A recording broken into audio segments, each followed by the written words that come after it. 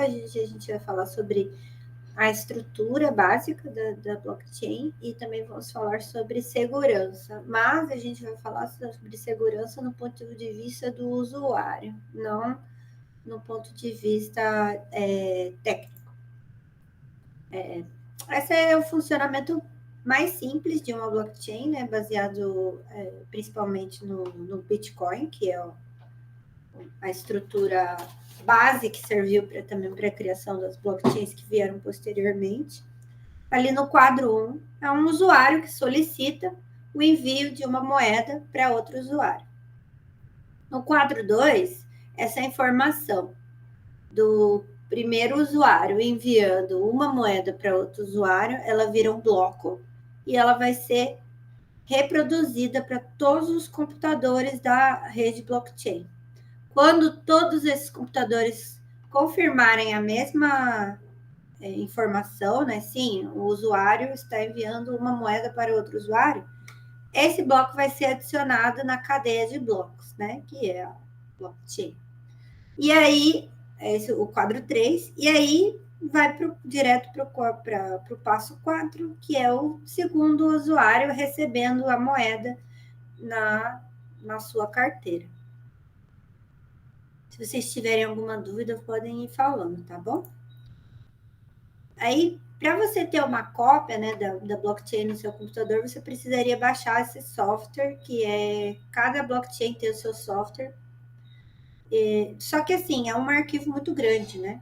Então, só quem realmente acabou usando essa memória toda são as pessoas que fazem a mineração e a validação dos dados.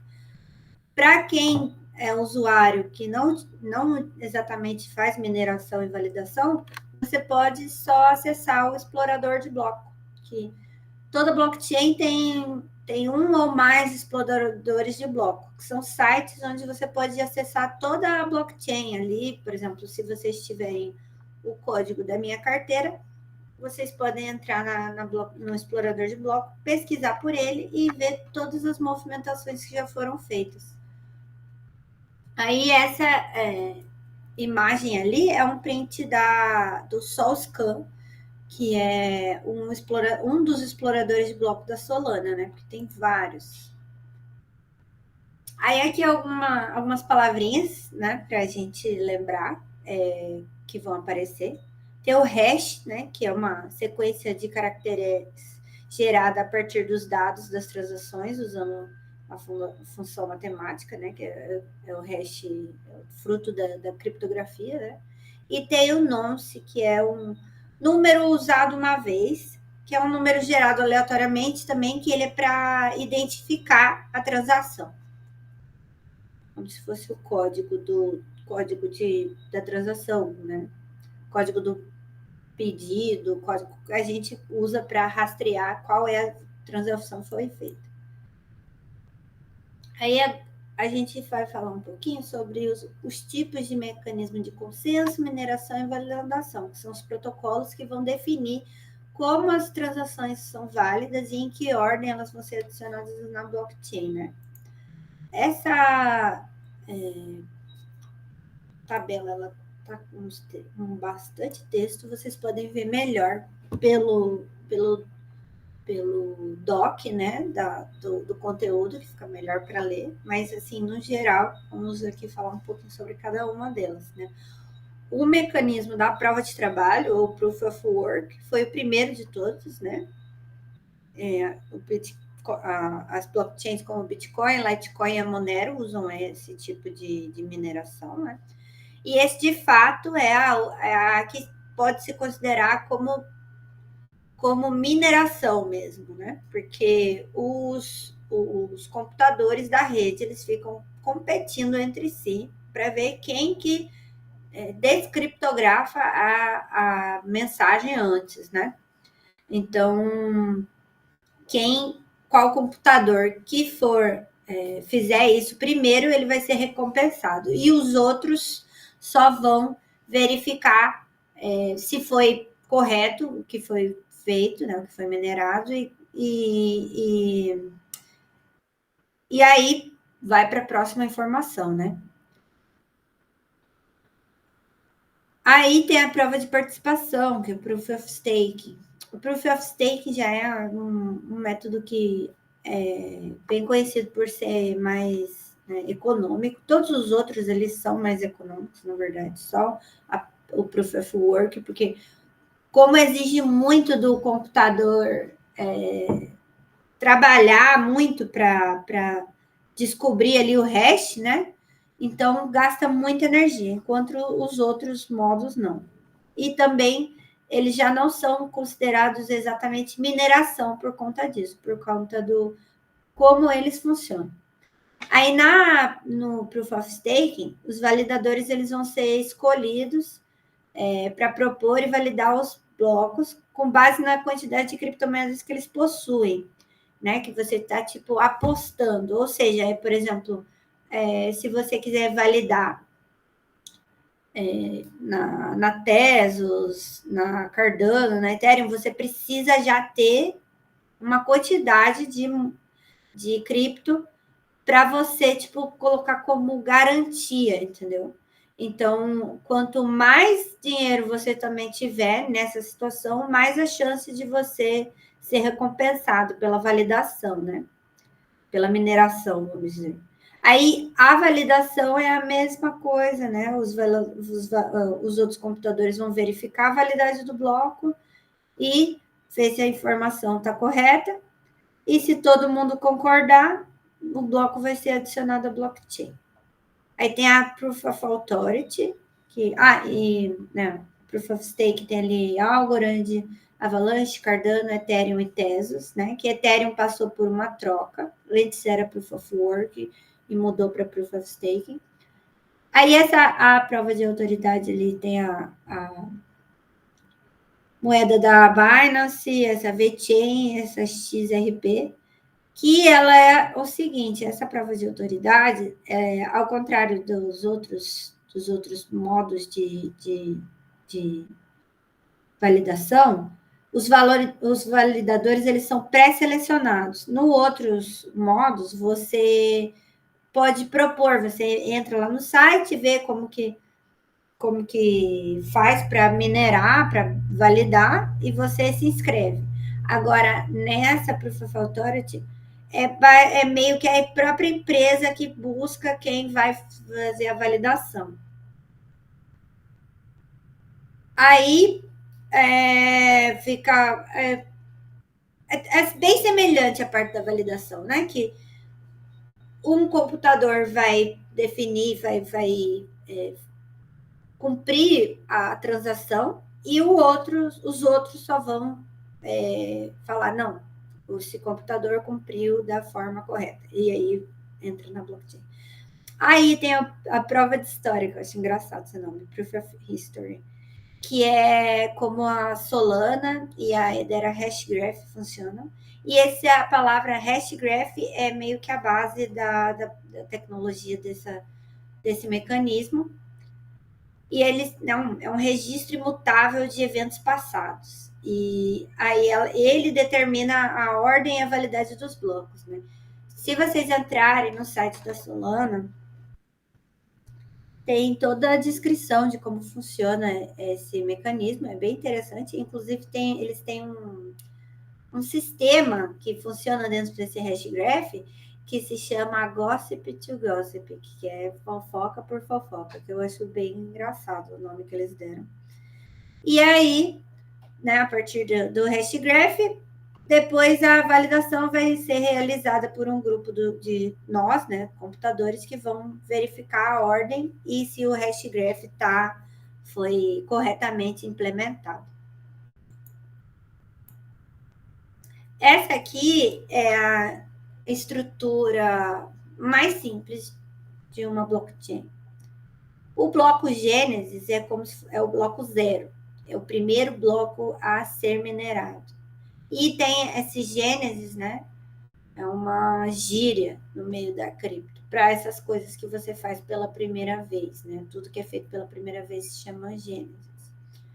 Aí o primeiro bloco, ele tem ali o cabeçalho, que vai ter informações, vai ter uma linha em branco, data e hora, o nonce, que é a identificação da transação, e a raiz de Merkle, que é aquela estrutura que a gente viu na aula passada, que é a criptografia dos dados que esse bloco vai carregar.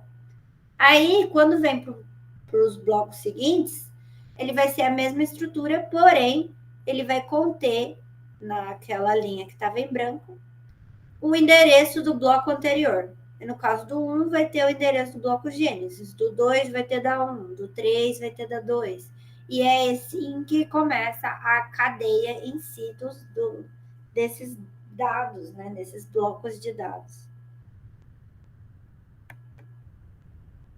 Aí essa é a raiz, é a árvore de Merkle, né? Primeiro, a raiz de Merkle, ela vai formar um hash gigantesco, muito grande, que vai ser basicamente a criptografia de duas partes desse código, que vai se chamar de Galius-Merkle. E a partir desse segundo, ele vai se dividir novamente. E aí, nesse terceiro nível, que vai chamar ali folhas Merkle, é aí que vai vir os dados, né? Por exemplo, ali se a gente está vendo o quarto nível, ali, nós de dados. Tipo, cada dado ali, data 1, 2, 3, 4, é como se fosse uma informação, tipo, a imagem que contém na NFT, a descrição, aí ela vai ser criptografada e virar um código. Aí esses dois códigos vão se juntar e virar um terceiro código. E aí esse terceiro código vai se juntar com o outro, que é a outra parte da criptografia, e formar esse hash principal, que é a raiz de Merkle. Aí aqui as propriedades da blockchain, né? Essa imagem que está rolando aí nesse GIF, ela é uma experiência bem legal. Vou achar aqui para vocês.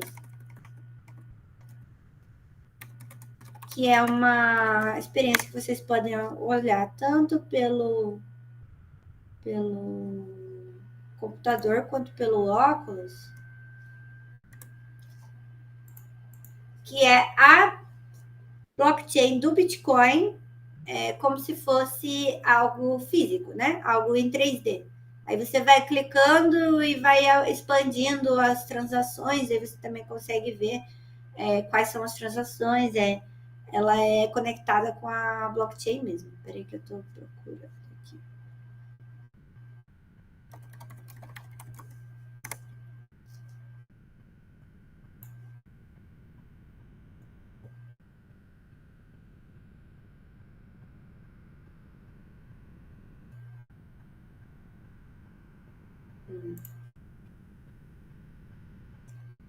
Bom, eu vou procurar. Como eu não estou no meu computador, não estou achando, gente. Mas assim que eu encontrar, eu mando para vocês, que é bem divertido de mexer. Aí eu gravei a tela e transformei num GIF aí para vocês verem. Enfim, as propriedades, né? A descentralização, que a gente já falou, que é essa ideia de que não manter os dados em apenas um servidor.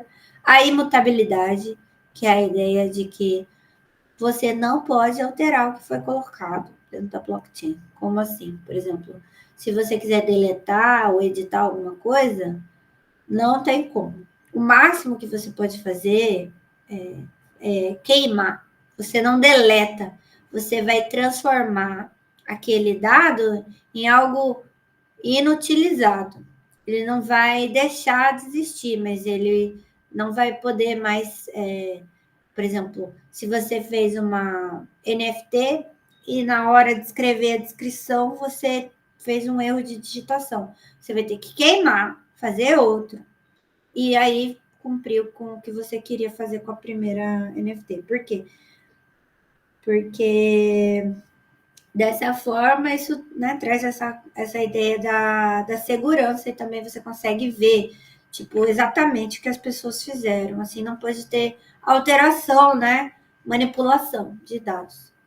Aí tem a transparência, que é a ideia, né, de você poder acessar todas as transações através do explorador de blocos, né? Você pode ver tudo o que foi feito e está sendo feito. O anonimato, porque você não precisa de RG, CPF, comprovante de residência para entrar numa blockchain, você só precisa instalar uma carteira e criar uma carteira. E aí a auditabilidade, né? Que é a possibilidade de você poder rastrear as coisas, que é praticamente a soma de todas essas coisas que vêm anteriormente, né? E aí acho engraçado porque transparência e anonimato parecem conceitos que se chocam, mas a blockchain ela traz essa ideia de que eles funcionam as duas ao mesmo tempo.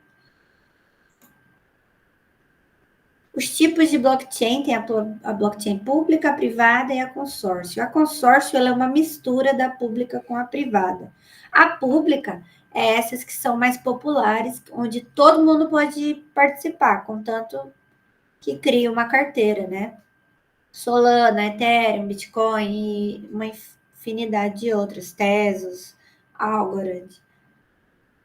Agora, a privada é a que são criadas, por exemplo, para uma empresa ou para várias empresas, que você precisa fazer parte da empresa para ter esse acesso, né?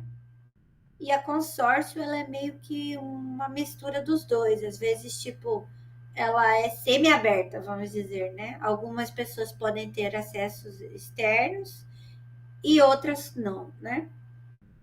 É mais usada essa consórcio para também para quando tem mais de uma empresa juntas, aí eles precisam compartilhar dados entre si. Eu imagino que a Drex, por exemplo, ela vai se ela vai funcionar como uma blockchain consórcio. Aí tem as camadas das blockchains, né? A camada 0, a básica, ela é a infraestrutura de software, que é o quê? São tecnologias que fazem a criação das blockchains serem possíveis, né? Que tem diversas coisas, que nem tem a Polkadot, oferece coisas assim, e apesar de ter a própria blockchain, e outros tipos de estrutura, que nem a gente viu algumas, né, na aula passada de história, que são essas coisas que é o pré, né? É o que precisa antes de para criar uma blockchain. A camada 1 são as blockchains em si, né? As redes funcionando, com cada uma com seu tipo de mecanismo e tudo mais. A camada 2 são as soluções de escalabilidade. Algumas blockchains não possuem camada 2. Um exemplo. Alguns exemplos, na verdade.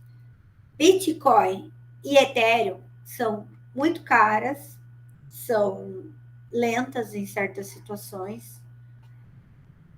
E aí, o que as pessoas fazem? As pessoas criam camadas 2, que são outras redes blockchains, só que elas dependem dessa rede principal, que nem no Bitcoin temos agora a Ordinals. Por quê? Porque o Bitcoin ele não tem a funcionalidade de NFTs. Isso é uma coisa que só foi criada com a Ethereum. Então, as pessoas criaram essas camadas 2 para que o Bitcoin tivesse NFTs, mas ela fica rodando nessa camada 2, dependendo da camada 1. Inclusive, tem outras camadas 2 mais antigas de Bitcoin, né? E Ethereum tem um monte, né? Tem base, tem aqui é a famosa, que tem a Matic, como que é?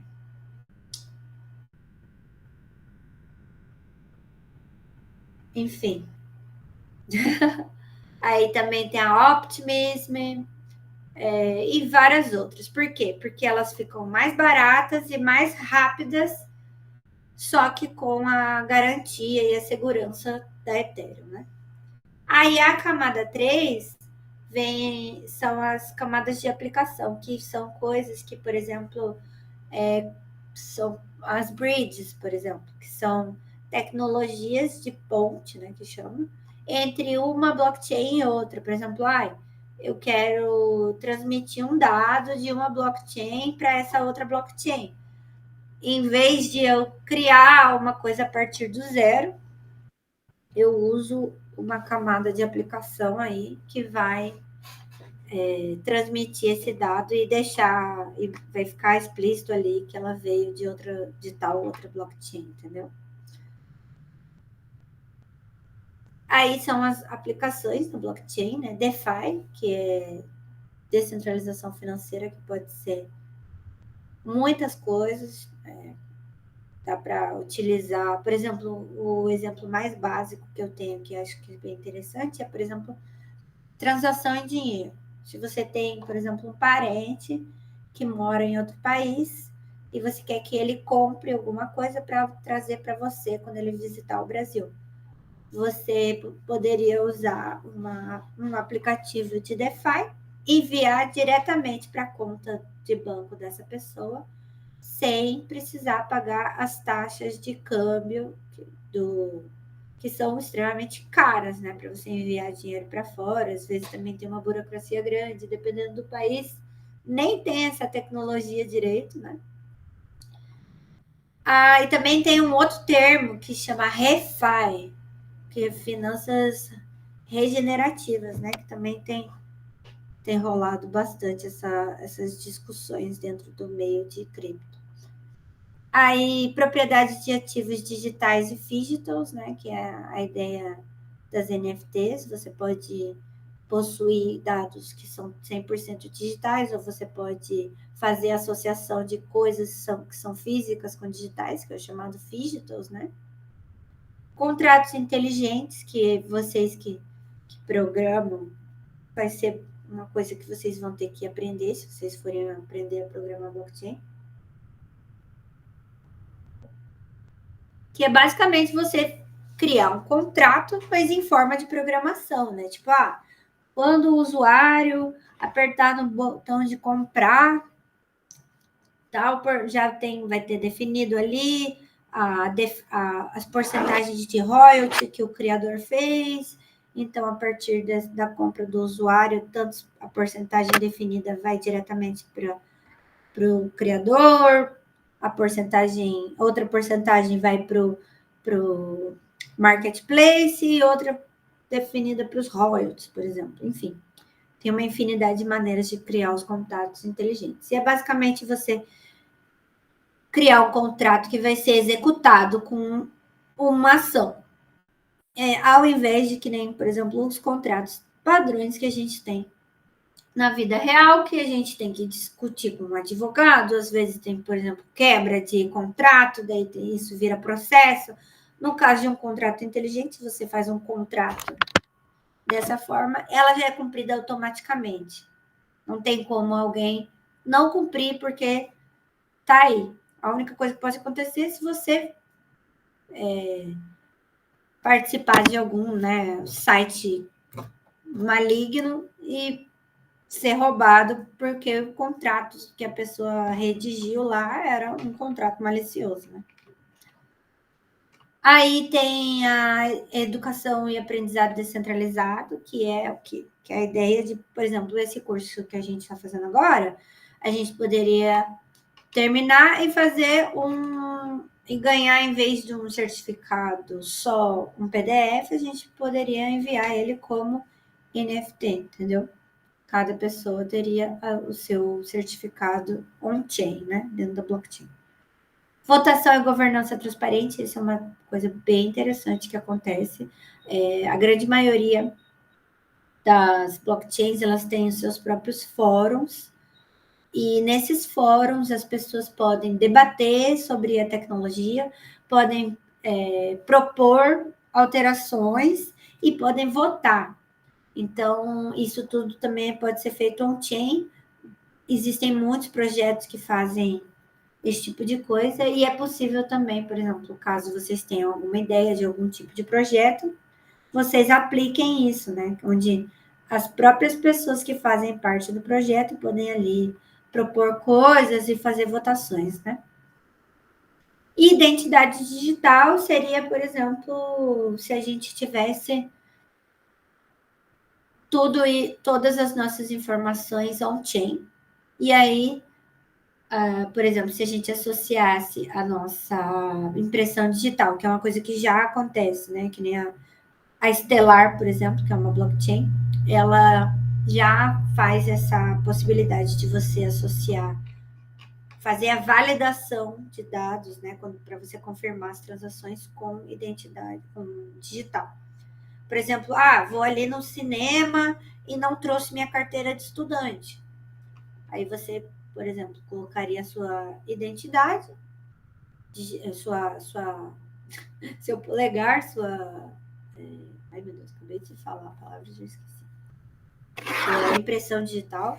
E aí ia falar, não, olha, ele aqui tem uma NFT de que ele está fazendo o curso de ciência da computação na UFSJ. E é válido até tal ano. Aí pronto, ele entraria no cinema como um estudante, entendeu? Pagaria meia entrada, um exemplo. Aí, as carteiras de criptomoedas são as contas bancárias das blockchains, né? É onde você vai guardar ali as suas moedas, você vai comprar, transferir, minerar, tudo isso pode ser, enfim, administrado dentro das carteiras, e também é a maneira de como você acessa os sites da Web3. Você não precisa necessariamente ficar criando milhões de usuários para acessar os sites de cripto. Você tem a carteira e você vai sempre usar a carteira para acessar. Dentro da carteira, você vai ter dois tipos de chave. Vai ter as chaves públicas, que são as sequências de números e letras aleatórios, que é quando você cria a carteira. Essa informação é tipo quando você passa os seus dados do Pix ou a sua conta do banco para alguém fazer um depósito para você, né? O máximo que a pessoa vai poder fazer é te enviar dinheiro.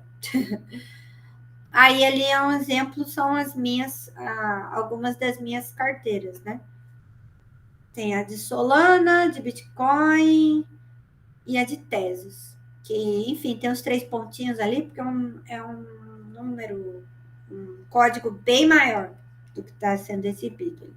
O de uma dessas que eu tenho ali, que é o nome que eu uso, né?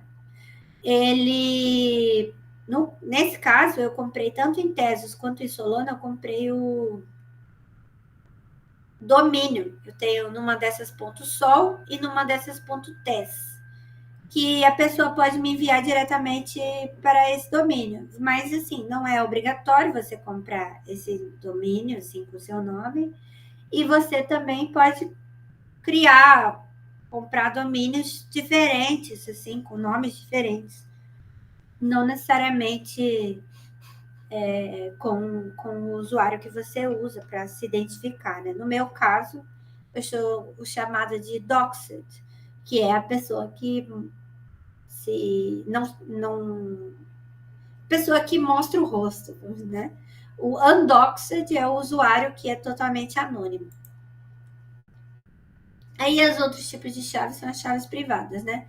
Que tem a senha normal de login para você entrar na carteira e a frase semente, seed phrases, que são a parte mais importante da segurança para um usuário mexer em blockchain, né? Essa seed phrase é para você gerenciar os seus ativos. Como assim, né? Quando você cria a carteira, vai gerar uma série de 12 a 24 palavras aleatórias. Ali embaixo o exemplo. E aí, essas palavras, você pode, por exemplo, usar ela em mais de uma carteira, porque é como se fosse Não é que nem nos bancos, por exemplo, você faz uma conta no Itaú e uma conta no Banco do Brasil. São duas contas diferentes. É como se você pudesse, com essas chaves, utilizar a mesma conta, mas em diferentes bancos, entre aspas, que na verdade são as carteiras, né? Porque existem vários tipos de carteiras para cada blockchain. E existem carteiras que você pode acessar várias blockchains diferentes também. Aí você introduz essas palavras e aí você tem um acesso à sua carteira. Pode falar. Essas chaves privadas, elas funcionam como o iToken que a gente tem dos bancos virtuais? Ou é um conceito diferente? É diferente, porque esse token dos bancos é tipo. Você usa eles quando vai fazer algum tipo de transação, é isso, né? Tipo, Uhum, então, é isso mesmo. esse caso é como se você fosse. Você te, é como se fosse um código para você acessar um cofre, vamos dizer, entendeu? Justo. Tipo, se você, por exemplo, tinha uma carteira no seu celular e você tinha uma sequência de palavras, aí o seu celular estragou. Você pode entrar no seu computador, baixar uma carteira e usar a mesma sequência para você acessar a carteira que estava no celular. Entendeu? Entendi. Entendeu? Entendi. Tipo, ela é como se fosse uma, um, um combinado de códigos para você acessar a sua carteira. E aí que vem a parte importante, gente. Por que ela é muito importante? Porque se você perde essas palavras, você não tem como resgatar. Então, se você perde um acesso a uma carteira e você não gravou essa frase semente, você não consegue mais acessar a sua carteira. Você perdeu, já era. Não tem como. E aí, elas não devem ser mantidas de maneira nenhuma em arquivos digitais, e-mails ou aplicativos, porque as pessoas que criam aplicações maliciosas já estão ligadas nisso. E se elas entram no seu computador, elas pegam e podem te hackear facilmente.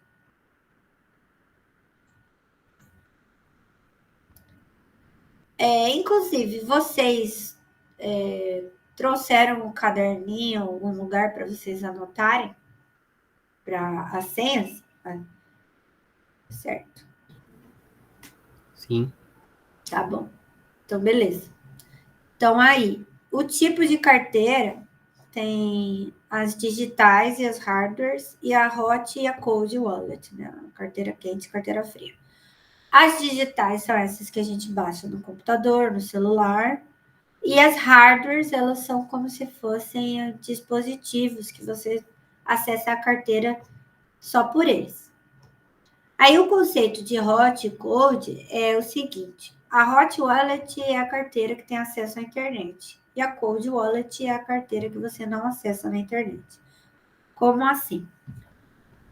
Toda carteira digital vai ser hot wallet, por exemplo, porque você vai estar acessando diretamente do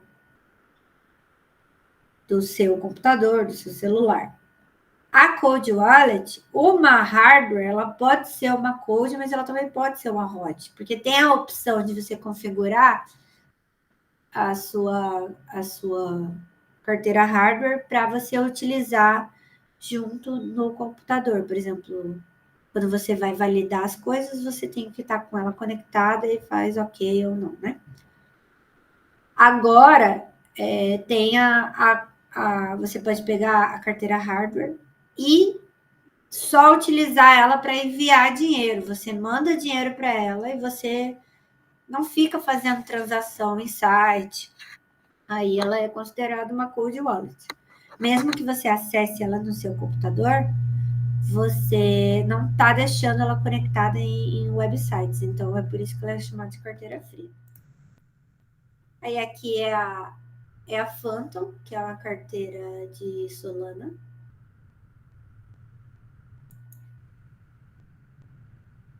Aqui são alguns exemplos de carteira hardware.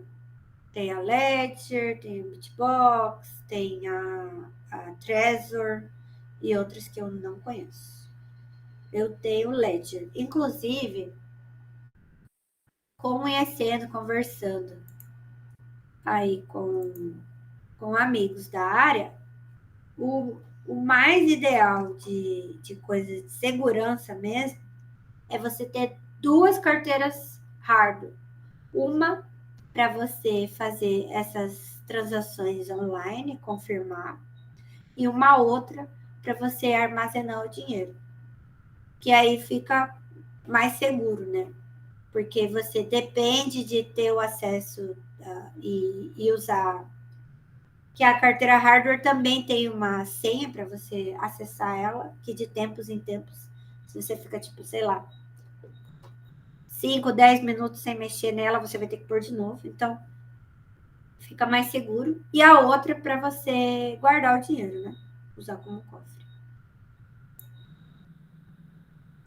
Aí aqui é uma coisa que eu descobri durante a pesquisa, que existem carteiras de papel de Bitcoin. Eu particularmente, nunca tinha visto, não conheço alguém que tenha, mas é algo que era mais popular antigamente, né? Quando o Bitcoin ainda não era tão famoso. Não sei como que eles fazem exatamente quando você quer, tipo, enviar para alguém onde você vai pôr a senha, não sei. Mas é algo interessante também a gente conhecer.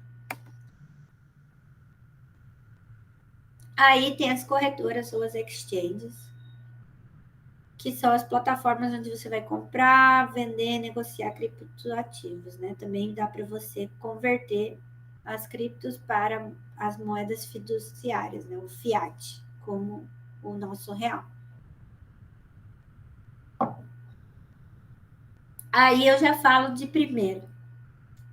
Se vocês não são assim investidores, não deixem o seu dinheiro em uma corretora ou exchange. Isso é uma regra básica. Por quê? Há algum tempo a gente teve o escândalo da FTX e agora a gente acabou de ter o escândalo da Bybit. Foi hackeada, levou o dinheiro de todo mundo. Então, tem até uma expressão em cripto que a gente fala not your keys, né? Não são suas chaves.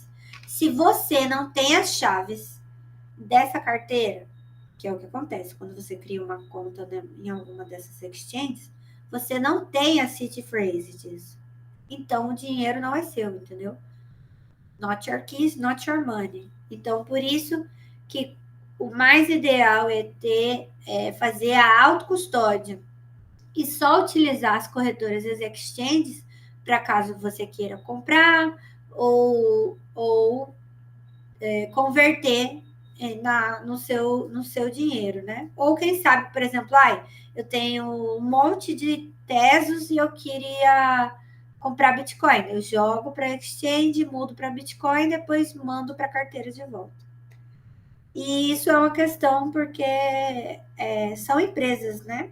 E pode dar muito BO, como já aconteceu anteriormente, né? Aí são alguns exemplos de umas famosas, né? Eu uso a Binance, já usei também essa nova DAX e só. Aí, aqui vamos falar sobre alguns tipos de golpes e como se prevenir. Que elas acontecem ali nas comunidades, né? No Twitter, no Discord. A gente chama de scammer ou scam. Scammer é realmente o usuário, o golpista, e scam é tudo, tanto o ato em si do golpe, quanto até a pessoa. Às vezes também chamam as pessoas de scam, né? Aí os golpes mais comuns em NFT tem muitos perfis falsos no Instagram que eles se passam por colecionadores e eles mandam mensagem falando: olha, queria muito comprar sua arte por 3 Ethereum. Aí a pessoa fica: meu Deus, 3 Ethereum, porque o Ethereum tá, sei lá quantos reais agora, uns 10 mil. Vamos ver aqui. Eu acho que deve ter até mais. Aqui, ó, o Ethereum está valendo... Oxe, 14 dólares, é isso mesmo? Caramba. Não é possível. 14 mil. Aí, a pessoa fica, poxa, quer comprar a minha arte muito caro. E aí, no fim, fala, não, mas você tem que se conectar nesse site aqui, ele tem uma taxa, não sei o quê, mas não se preocupe, vou comprar. E aí, no final, você paga a taxa e nunca mais vê a cor do seu dinheiro e nem um colecionador. E aí vem uma regra. Nenhum colecionador de NFTs vai atrás de artista que não faz NFT. Não existe isso. Porque é uma coisa baseada em comunidade, em presença virtual. Então, se você não está na comunidade, não vão comprar suas NFTs. Isso também é uma coisa que a gente vai ver na aula sobre comunidades. Mas não adianta você jogar, fazer uma NFT e sair correndo. Porque ninguém vai comprar dessa forma. Outra coisa é proposta para trabalho, que eles te enrolam, falando que vão, sei lá, contratar você como qualquer coisa. Pode ser ilustrador, pode ser tradutor, pode ser gerenciador de comunidade. Aí eles falam, não, vamos fazer uma ligação, ou tipo, baixa aqui esse arquivo que tem as informações do projeto. E aí se você não se previne, não vê com calma, às vezes o link está errado, foi o que aconteceu recentemente com um amigo meu, ele tinha sido chamado supostamente para ser tradutor de um projeto, e aí ele não se atentou ao link. O link estava com... Não era .com, era outra coisa, sabe? E aí ele abriu, e aí a gente já sabe a história, né? Pegaram o dinheiro dele. Então, tem que tomar muito cuidado. Proposta de trabalho só quando vem de fonte confiável, né? Isso são usuários que você conhece. Não fica com essa de, tem que baixar não sei o quê, tem que entrar nesse link. Não funciona dessa forma. Faz reunião direto pelo Google Meet, direto pelo Discord, coisas que você não precisa necessariamente clicar em um link, você só vai clicar no botão do próprio software e fazer a chamada, por exemplo. Sites falsos imitando os projetos grandes, por exemplo, isso eu já caí num desse, inclusive, que tinha uma época que estava tem um Steppen, que é um projeto na Solana, que você compra uma NFT de um tênis, e aí você pode, tipo, quanto mais você anda, você ganha os tokens da Steppen. Daí, por exemplo, depois você pode trocar isso por Solana, consequentemente, pelo seu dinheiro fiat. E aí, eu entrei num site que não era o original, e aí eu queria comprar as NFTs, e aí, no final, perdi um dinheiro. A sorte que eu sou uma pessoa que guardava o meu dinheiro, não estava com todo o meu dinheiro nessa carteira, e não deu nada de errado, porque também era um site bem mal feito. Mas na hora da pressa, da ansiedade, a gente acaba esquecendo dos passos básicos, né? E aí, perfis passando por artistas, né? Que é tipo gente que pega a arte de outra pessoa e vende fingindo que é a dela, né? Isso é um golpe antigo, já acontece fora das NFTs também. Aí aqui algumas medidas de segurança, não clicar em links desconhecidos, não abrir anexos de perfis desconhecidos, não conectar sua carteira em qualquer site, duvidar de propostas exorbitantes, criar formas organizadas para negociar seus trabalhos, né, para você não ficar dependendo do que a outra pessoa falar quando você for trabalhar. Vasculhar o perfil do usuário para encontrar informações confiáveis, né? A gente sabe quando a pessoa tem um perfil ali cheio de bot, essas coisas. Se você exigir medidas de segurança e esse tal cliente ficar insistindo que não pode cumprir, você desiste, porque cliente de verdade, você fala, não, é o seguinte, eu preciso de receber 50% adiantado, eu preciso que você preencha esse formulário para mim, para a gente saber como que vai ser o projeto. A pessoa, não, porque eu não posso. Ai, porque eu não uso o Google Meet. Você fala, então tá bom, então não quero. Não compartilhar suas chaves com ninguém e armazenar em um local seguro, físico. E trocar senhas regularmente, né? Também é possível você rechavear as suas carteiras quando você sentir, por exemplo, entrei em um site que eu não confio. Aí você desconecta tudo do site e depois você pode rechavear a sua carteira, assim eles não vão ter o acesso. Usar extensões anti-phishing e spam. Aqui tem essa do Print, a Pocket Universe, que ela funciona mais em Ethereum. E phishing, né? Só para a gente falar o termo, é esses tipos de golpes virtuais que roubam informações pessoais e financeiras. Aí, aqui é um pequeno glossário, né?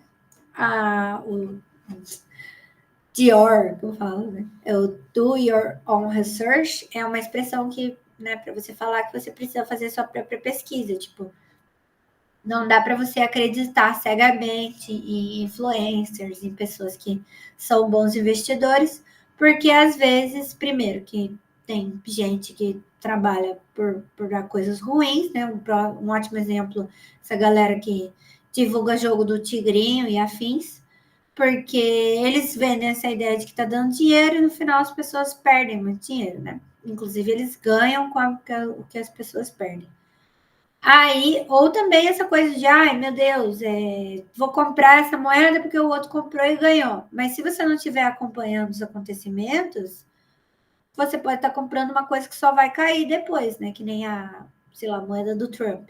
Ela cresceu muito nos primeiros dias e depois ela só foi caindo. Então, não adianta você perder o timing, né? Ir pela ansiedade e aí perder um dinheiro importante.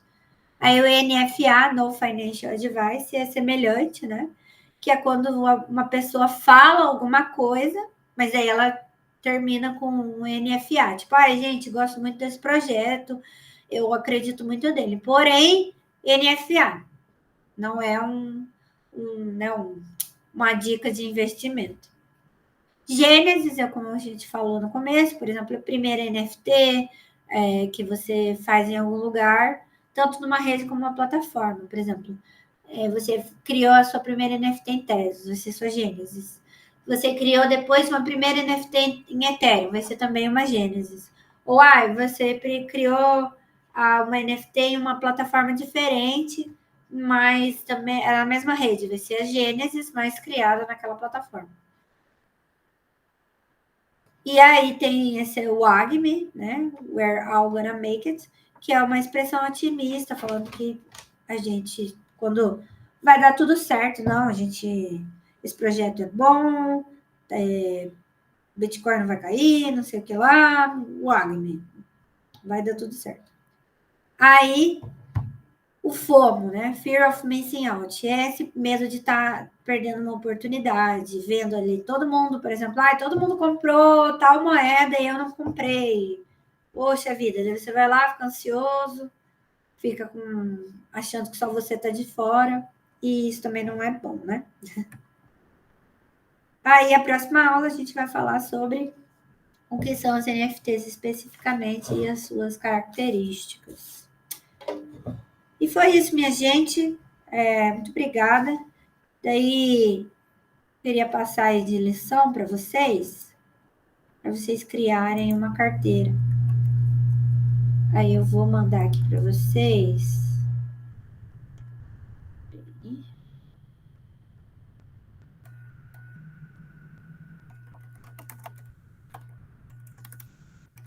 Podem abrir o microfone e falar, se vocês quiserem, viu?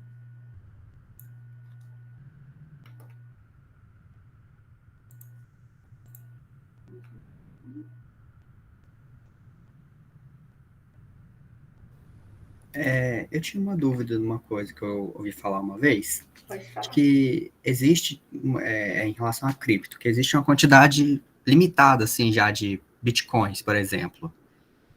Como que funciona isso exatamente? Eu não entendo isso, como funciona. Mas eu não entendo exatamente esse conceito.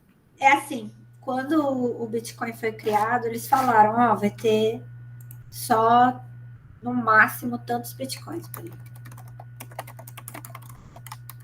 E o que isso quer dizer? A gente já sabe, aqui, ó, 21 milhões...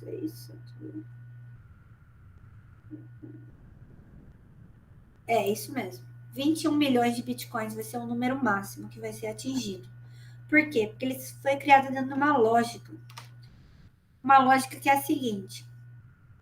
A cada 4 anos, o Bitcoin diminui pela metade a quantidade de Bitcoins que podem ser feitos.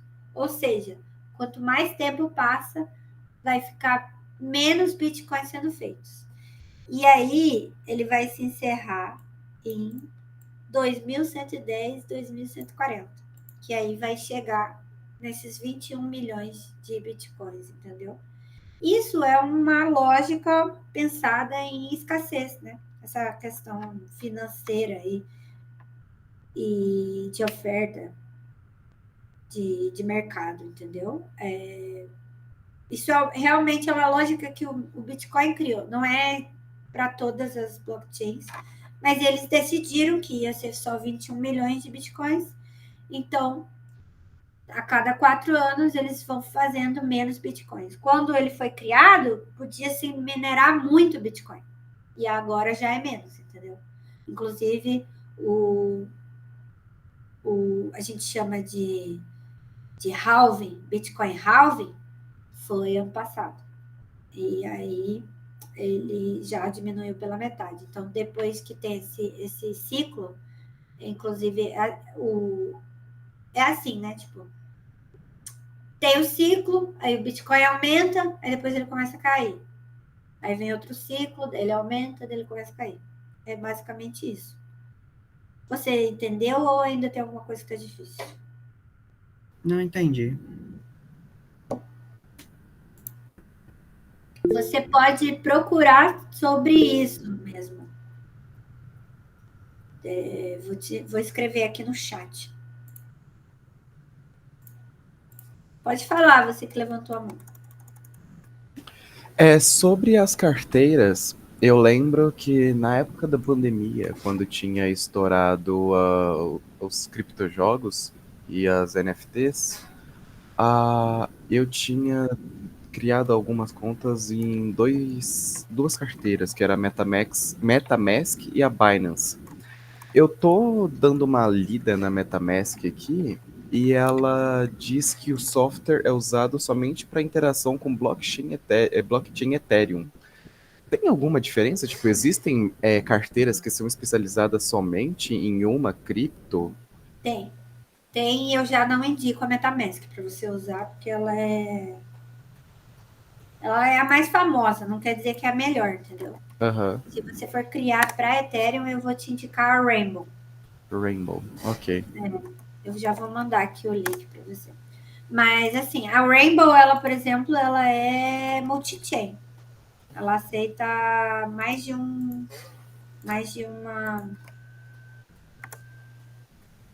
uma blockchain. Uhum. Deixa eu ver aqui.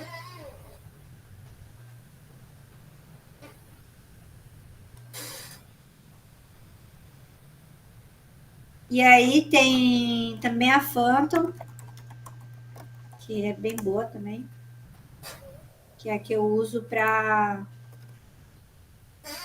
Solana. Beleza. Uma outra coisa que eu queria perguntar, e eu não sei se vai ser um tema das próximas apresentações, mas o pessoal que minera criptomoeda, principalmente Bitcoin, tipo, é meio abstrato esse termo de mineração. Mas o que eu mais queria saber é o porquê que eles utilizam GPUs. É por conta do processamento paralelo e a capacidade de fazer multitasks muito mais rápido do que um processador? Sim. Ou tem algum outro motivo do paralelismo estar ligado à mineração de criptomoedas? Não, é exatamente por isso, porque quanto mais GPU você tem, mais capacidade você vai ter ali de descriptografar a informação, entendeu? E validar ela, porque, por exemplo, se você tem um minerador pequeno e um minerador que tem muito computador, muito, tipo, sei lá, um galpão de computadores, é muito mais provável que a pessoa que tenha muito mais computadores vá resolver, porque ele tem mais capacidade, né? Tipo, com um computador rápido, e, enfim, gasta. É por isso que tem essa ideia de que gasta muita energia, entendeu? Porque quanto mais poder computacional você tem, mais você vai conseguir minerar.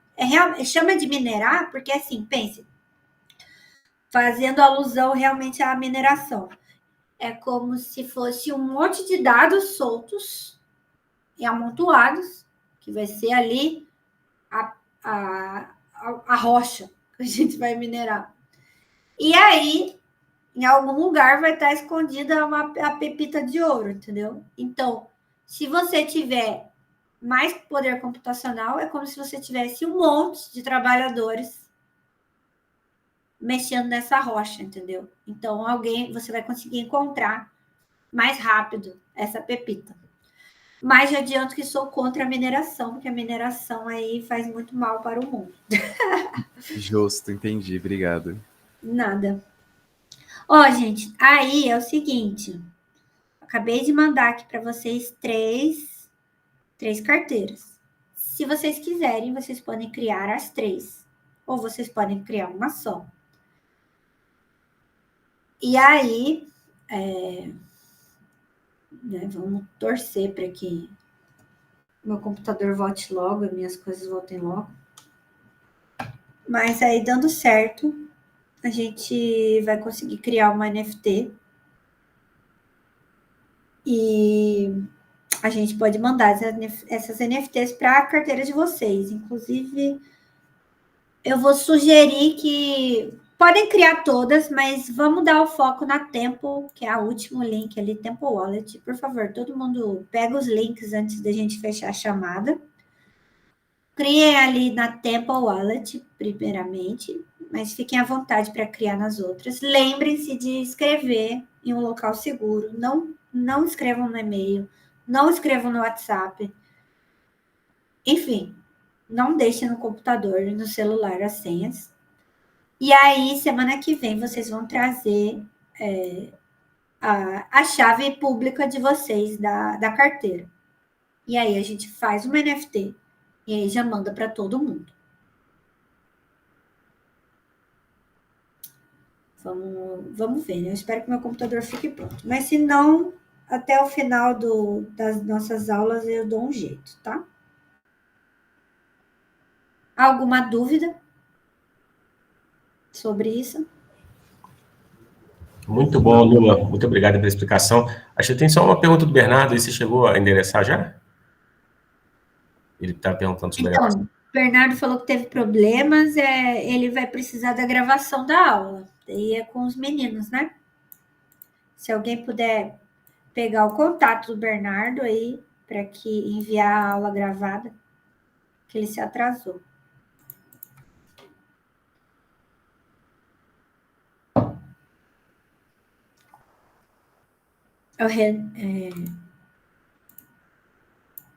o Renan. Eu tô gravando aí. Isso. Vou ver se eu disponibilizo as duas aulas, assim, e mando para todo mundo que se inscreveu lá. Beleza. Aí... Perfeito. Então é isso, gente. Pode parar de gravar aí. E a gente se vê amanhã.